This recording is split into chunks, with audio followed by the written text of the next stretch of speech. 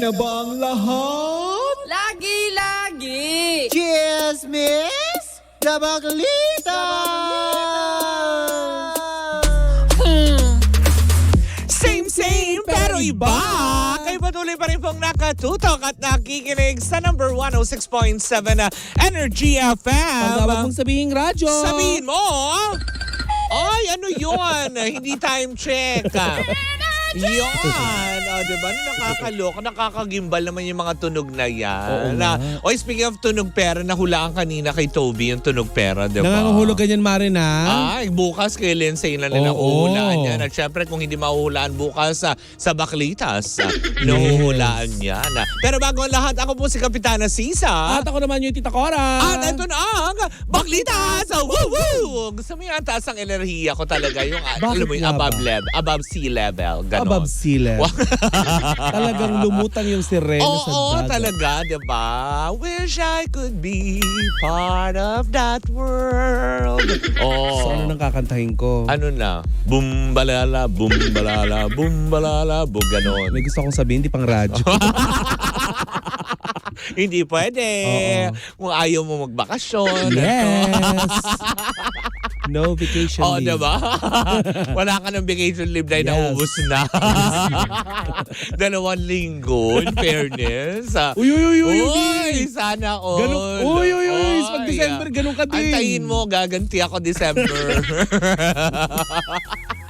Anyways, sa lahat pa rin po ng mga nakatutok sa atin, isang magandang umaga po sa inyong lahat. At syempre sa lahat, Mare, balita ko kasi matunog na matunog talaga sa lahat ng ating mga pangga sa iba't ibang syudad at lalawigan dito sa Metro and Mega Manila ang ating tunog pera. Inaantabayanan araw-araw. Maraming salamat po sa inyong lahat. Kasi saan ka naman nakakita, Mare? Hindi naman tag-100 lang ang Gcash natin. Ay, 1,000. Tsaka hindi once a week. Oo, everyday.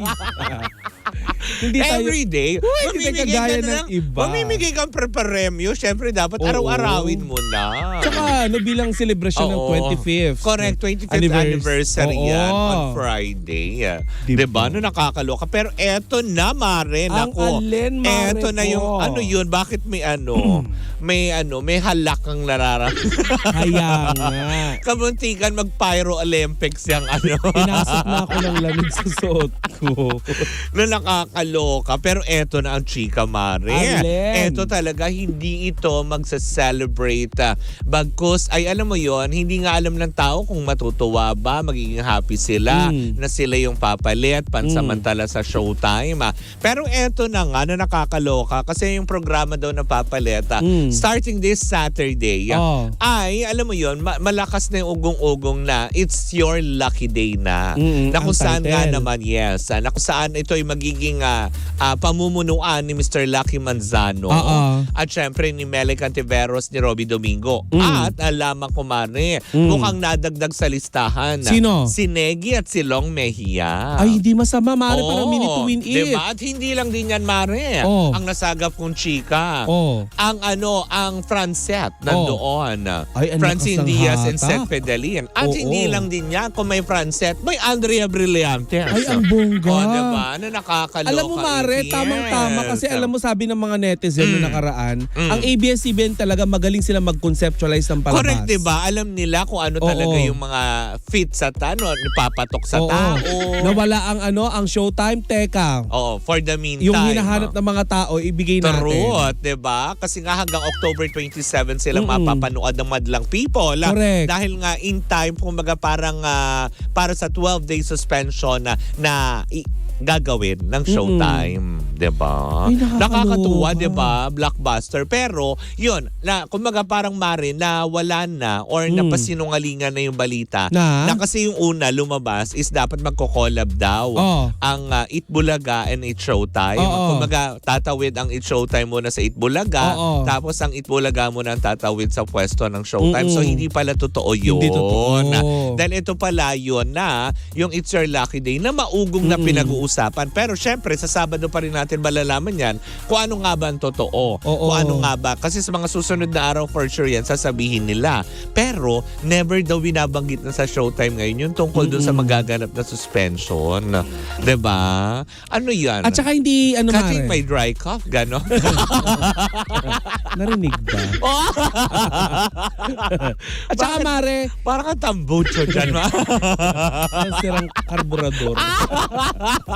Tsaka, Mare, hindi kailangan ng ABS-CBN ng pantapal. Correct. Kasi magaling, content provider na sila Correct, eh. 'di ba? Marami silang artistang pwedeng maglabas ng show. Truth, 'di ba? Kaya nga hindi na sila masyadong nangangarag kahit pa sabihin mong wala man silang prangkisa or solo na free channel. Pero alam mo yun, sa nangyayari sa kanila ngayon, isa alam mo yun, nag-uumapaw ang blessings, 'di ba? At isa pa, syempre, walang naapektuhan ng mga empleyado gaya ng sinasabi ni Senator Bong Revilla Jr., 'di ba?